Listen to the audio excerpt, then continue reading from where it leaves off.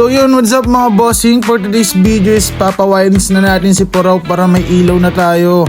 At dito mga bossing, sinundo ko nga pala ang aking napakapoging Brad, si Brad Jason mga bossing. At yan mga bossing, inumpisahan na namin dito ang pagbabiyahe mga boss. At medyo malayo-layo ang ating pupuntahan, pero napaka-solid naman yan mga bossing.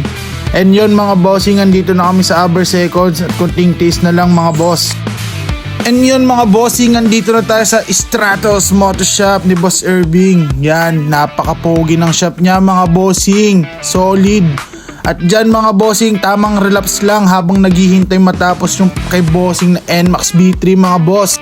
At yun mga bossing, ito nga pala si Cap Irving mga bossing. Bibigyan niya tayo ng sticker ng ADB 160 at ang kanyang sticker na Stratos Moto Shop mga bossing. Thank you boss and Cap Irving. So dito mga bossing, nagbabalik na lang ang electrician natin ng mga pyesa ng NMAX B3. At yan, time check 12:54, hindi pa naumpisan si Puraw mga boss. At yan nga palang napakagandang sticker ni Boss Cap Irving mga boss. At yun mga boss, aalis na si Kuya. Shoutout Kuya, napakapogi ng NMAX mo. Beep beep. So yun no, update lang tayo mga bossing. So dito tayo sa nagpagawa, Stratos Moto Shop.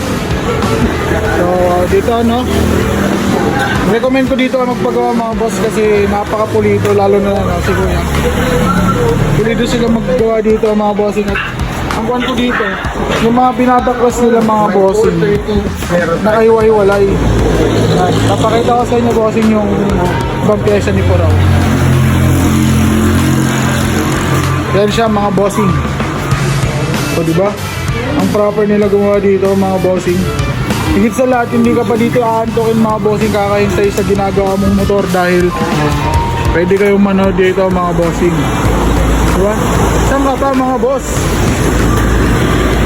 Pwede dito ka na. Stratos Moto Shop.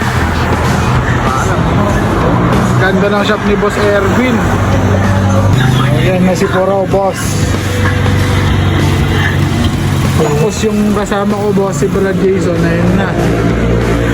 Nagliliw na sila ng palaka kasama yung isang bata ni Boss Erwin. At yan na si Puraw mga bossing, tanggal na ang kanyang mga kahat. Uumpisa na ng electrician ang napakalupit at napakagandang wirings mga bossing ko. So yan mga boss, nag-wirings na dito si Kuya no? Papakita ko na lang sa inyo mamaya yung matatapos na ginagawa ni Kuya. Okay, so yun mga boss, update natin kay Puraw. Diba parang walang nilagay? Diba? Pero meron yan mga bossing, marami yan dito. Saka ito mga boss, ini lang, talagang safe na safe yung gawa dito mga bossing. Ayan, yung mga fuse. Ganito kasi dito mga bossing.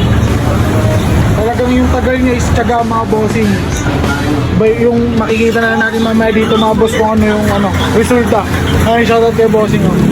So yung nag-wiring mga bossing. So update ko na kayo mamaya mga bossing. So yan mga boss, yan na si Puraw. Inayos na lang ni Kuya yung taas at baba ng ilaw. Shoutout sa owner ng Stratos, kay Cap Irvin.